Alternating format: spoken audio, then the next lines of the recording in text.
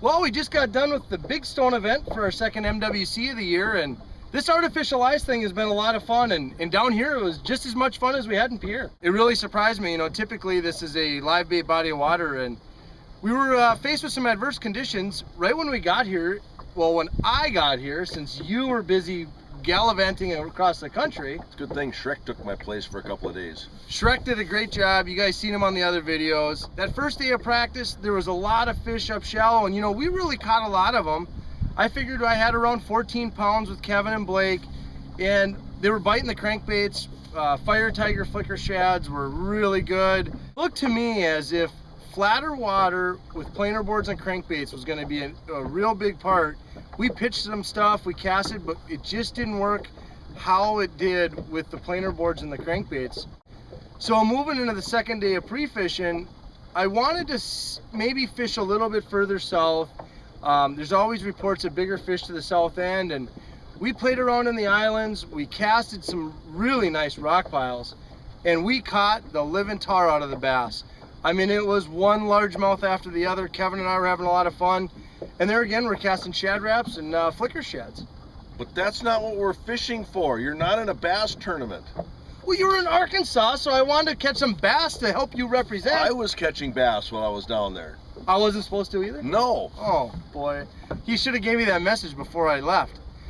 We really struggled. In fact, we never boated a walleye on the second day of pre-fishing, which had me pretty worried. Me too. We went out on that last day of practice and made one pass. You were on the phone with me, and it was one after the other. Yeah, you hung up on me like 5 times. Oh, I gotta go, I gotta fish on. Yeah. Call me back and you'd have another one on.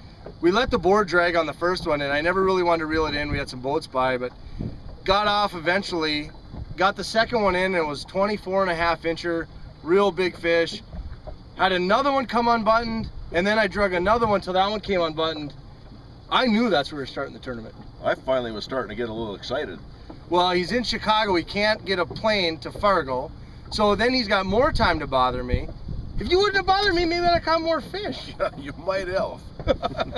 When we launched this Ranger on the first day of the tournament, you were fired up. I was excited.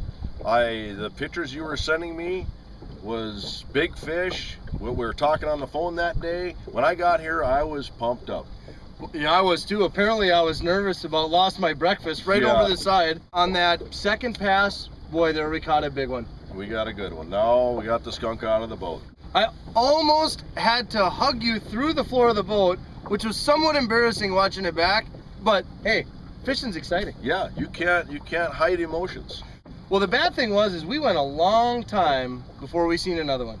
Yeah, it was a long time. It actually stretched out a little longer than I thought it was, because that first one comes so easy. We caught some pike, we caught some bass, and made a little adjustment at the end of the day to go on that deep water slot, and that Lowrance was full of fish. We got a 16.5 incher to end the day, and we just literally ran out of time. We ran out of time. The fish were there. We just didn't make the mark in time. I told you half the field was going to zero, and I was absolutely wrong on that account. Yeah, there was a lot of big limits. A 20-pound bag on day one. I mean, that is incredible on this body of water when you can only have 2 fish over 20 inches. He brought in 2 7-pounders. Yeah, he did a great job. We were in 26th place, which of course isn't where we want to be, but we had a shot for a check if we can put it together. Yeah, there's another 20-pound bag out there. And we had seen guys catch some big fish on that first day. We knew we were in the right area. We knew we had to keep our baits in the water, hooked up behind the planer boards. Well, I'll tell you, this place, I've never seen as many planer boards besides the Great Lakes is what goes on out here. Yeah, these guys, you know, you see the ma and pa boats out here and they're pulling planer boards, and that's not typical anywhere else. No, I think if you go 50 miles in any direction from here, they don't have 1/3 the planer boards. And the offshores, boy, them flags were everywhere out there. 4 boards, 4 boards, 4 boards for every boat. Yeah. We went through our #1 area and we didn't catch any fish, but you and I like to run and gun a little. We like to start this Ranger up and make her go. And this thing was hauling the mail spot to spot. We actually made a quick pass in shallow, didn't catch anything. We went back out to that deep water slot and they were out there. We caught them out there. Yeah, we ended up getting a 21 3/4. We got a 24.5. We ended up getting 2 more 21.5, 22-inch fish that we threw back. Never caught so many big fish as we did here. Yep. Those fish were just scattered all over. Yeah, that's a unique thing with boards, is that you can cover a lot of water. That when you run across one, he bites. Yeah, in fact, it bites so good, you caught a giant pike, even big enough that we took and weighed it and took pictures of it. 12.5 pounds. That's a giant pike. Well, I was actually fishing for the walleye that it just got done eating because its belly was so full.